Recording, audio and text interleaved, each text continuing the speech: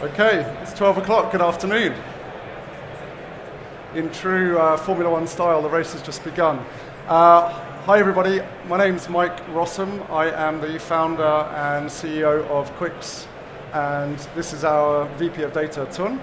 Hey folks, thanks for coming. My background is mainly actually in mechanical engineering before joining the McLaren group, where I eventually became the head of the data and analytics product line.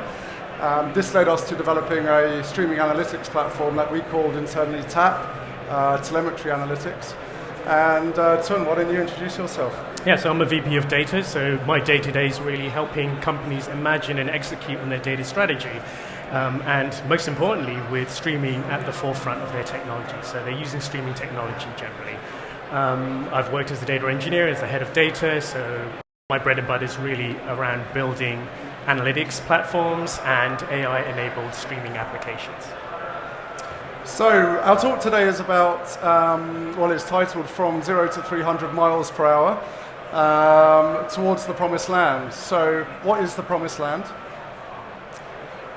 Before I get there, let me just give you a little bit of background on myself. We had, as I mentioned, since 2017, we started from a place where we had quite literally every single developer in the McLaren organization with a local copy of the data on their machine with local software developing local code.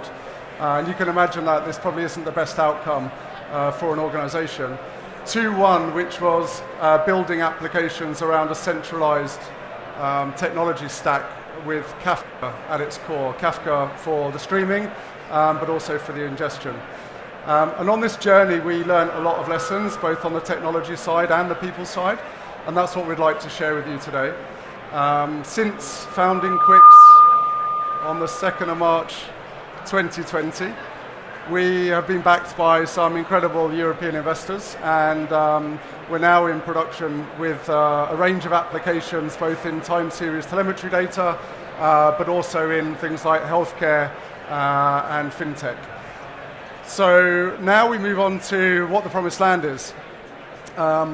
As I mentioned, it's this mythical or visionary place at the top of the iceberg where we wanted to get to as a team.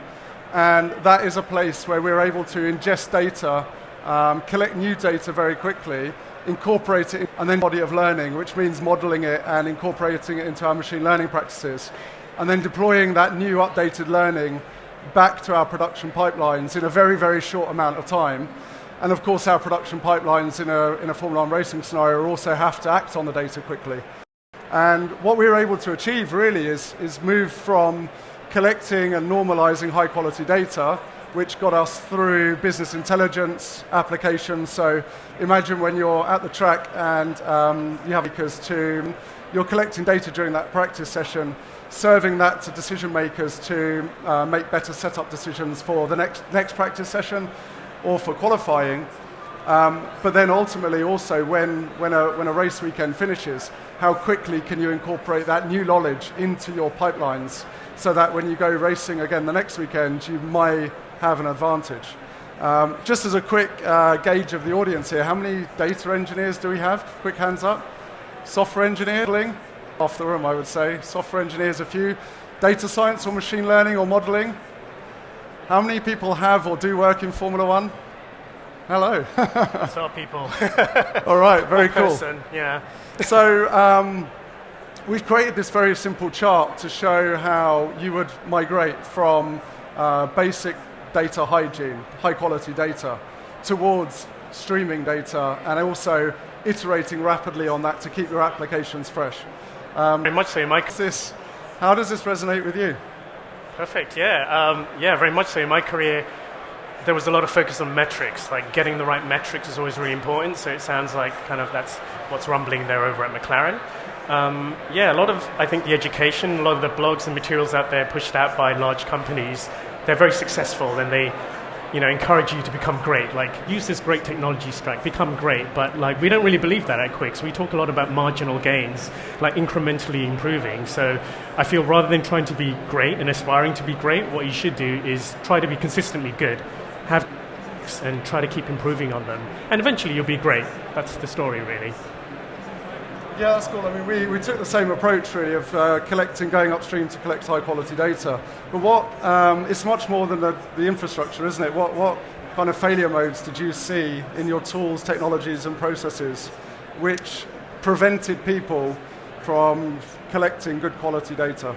Yeah, so data maturity, it's really a journey and it takes a village. So you have to create that culture. So getting the tool in is arguably the easy part, I'd say. Like building that mindset into your organization is the next part, and that's usually the difficult thing.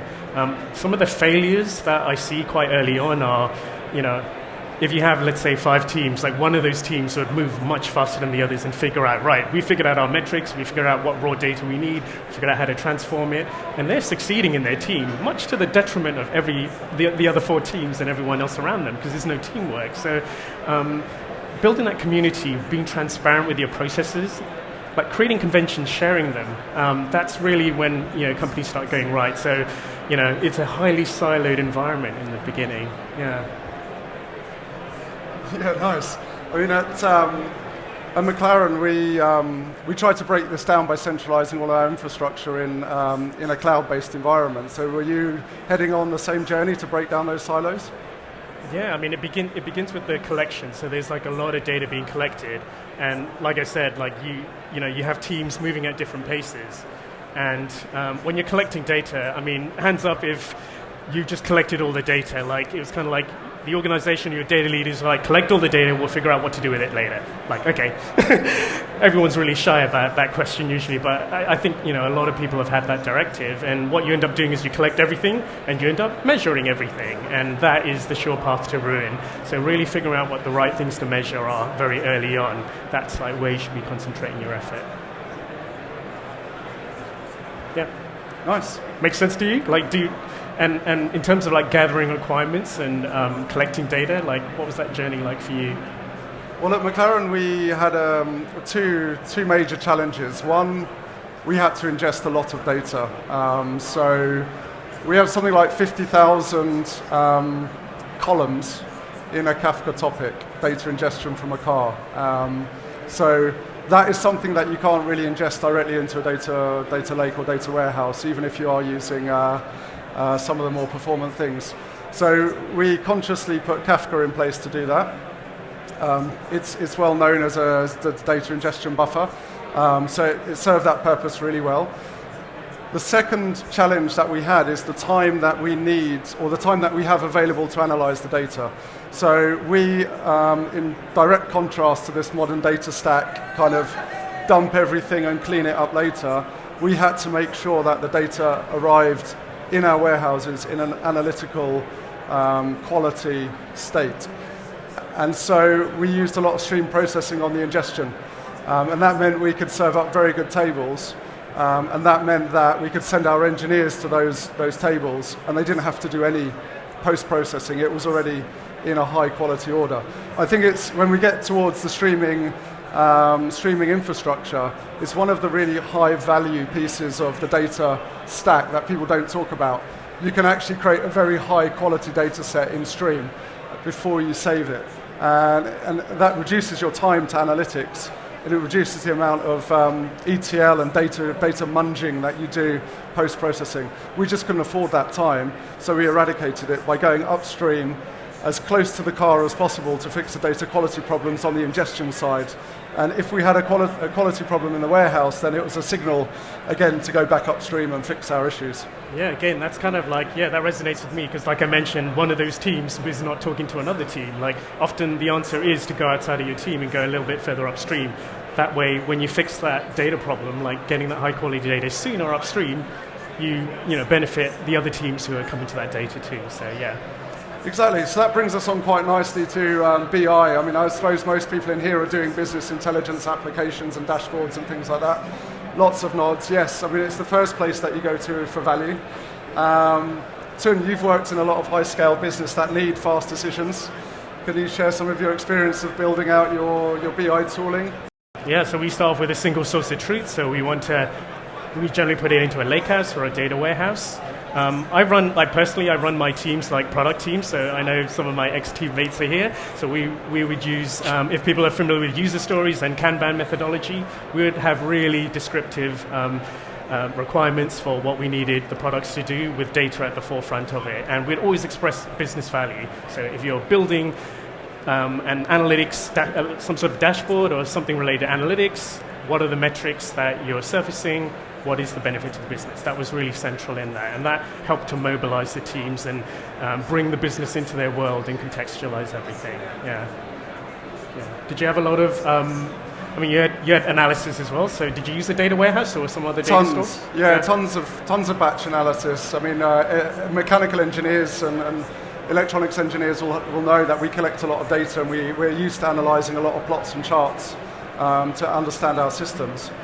But also, we use that a lot in the race. The key here was that we had to distill the information for the decision makers.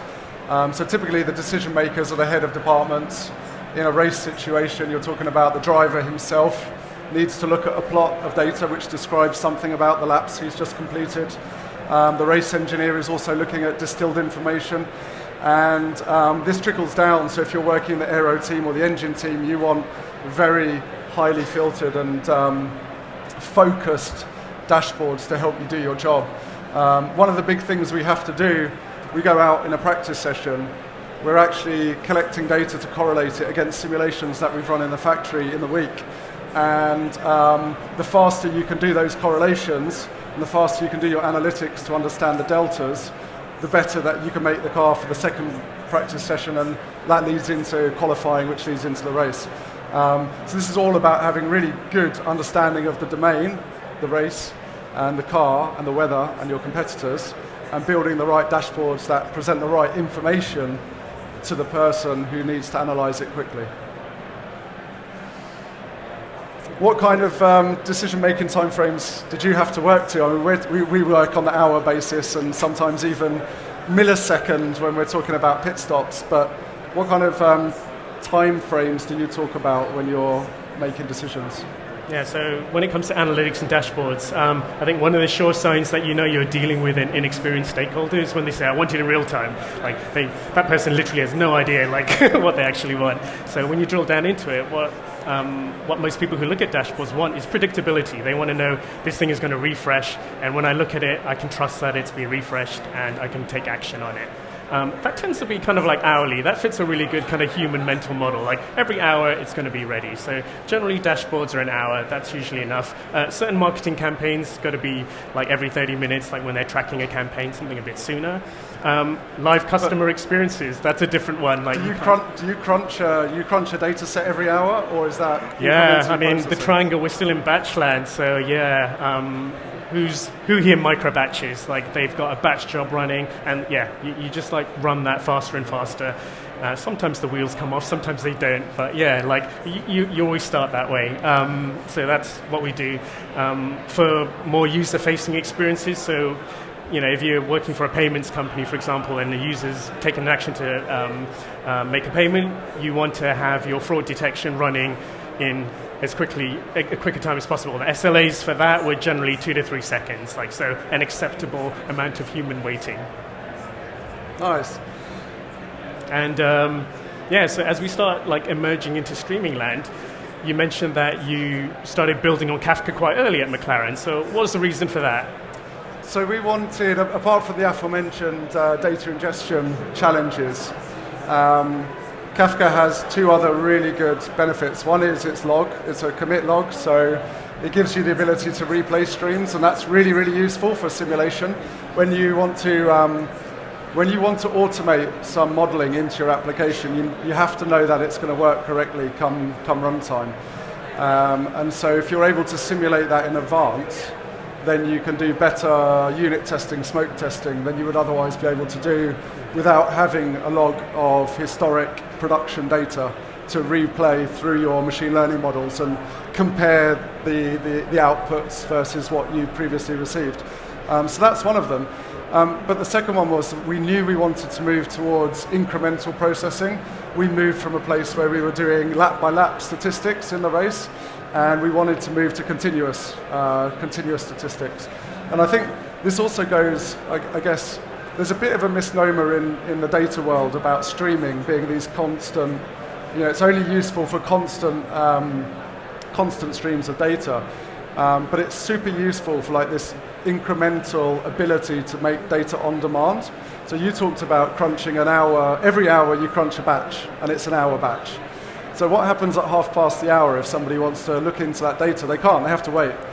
Well, if you were just incrementally processing that all the time, then that data set would be available on demand. You could look at the aggregate across half an hour, or 41 minutes or 42 minutes.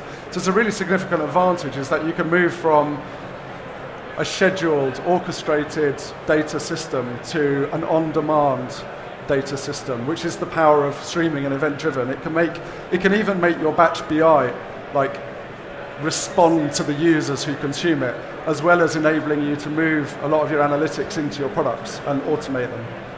Yeah, I think that incremental, like materialized views, like once you start building that into your systems, you get the best of both worlds. You see the historical data, but you also see the up-to-date data. So yeah, that's definitely completely enabled in the streaming land. So how about data equality at this point? What do you do at this point? So now you've got a lot of data coming in. So Kafka, for example, is a great way to move vast amounts of data. So there might, like, if you have errors and your data quality like takes a dive, it's a big problem. How do you avoid that? Kafka's pretty resilient, fortunately. I think we expected actually to build more applications faster, and we found new problems, skills gaps. So Kafka is quite a beast of a technology. Any Kafka users in production? A few. It's got a reputation for being a complicated technology, and that's definitely something which holds it back from being used more widespread in data platforms, because it is not batch, it's not a table. You don't use a pandas data frame to do an aggregate over a table. It's a different mentality with other complexities like checkpointing and consumer groups and these other low-level problems. So we actually found that we stalled a bit in building applications on the Kafka that we'd laid down because of the lack of skills. And we ended up, I ended up building a team. We called it the Miracle Project. It was an acronym. It just so happened to be Miracle. No pressure if you called the Miracle Project. No pressure at all.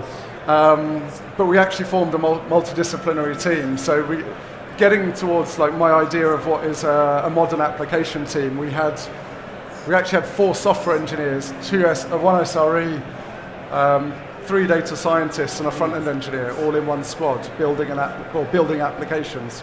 And this helped us to move a lot forward because the software engineers were on hand to help the data guys use the low-level features of Kafka. But it was only a step in the direction, and we still had a lot more that we needed to do, which moves us quite nicely onto the promised land.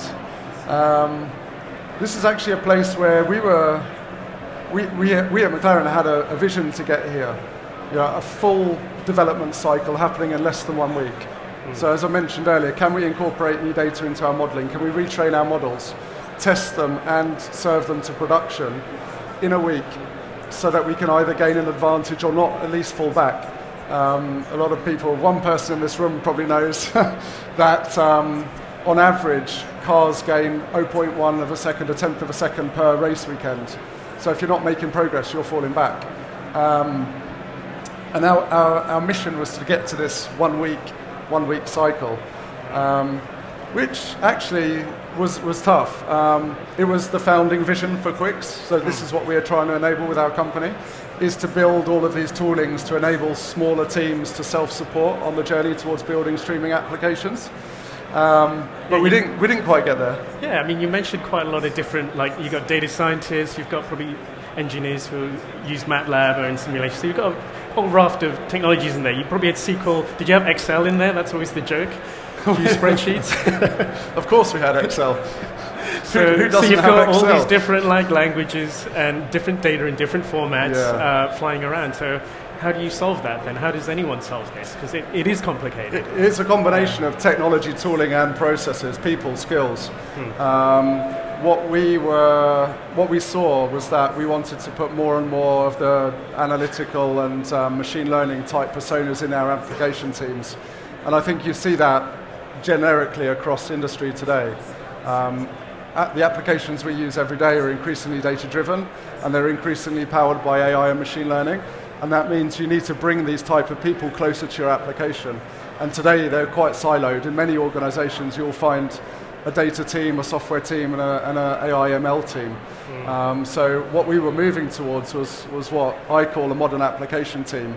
And that's what I'm seeing increasingly now that QUIX is in the world.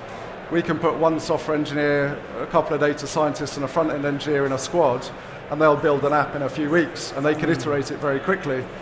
So you no longer need all of the DevOps people, you no longer need armies of software engineers to build these types of applications. Yeah, like we've got a customer, an award-winning customer, who creates medical devices, like smart medical devices. We've got customers that build consumer electronics. Like that's their core competency. Like they got into business to do that.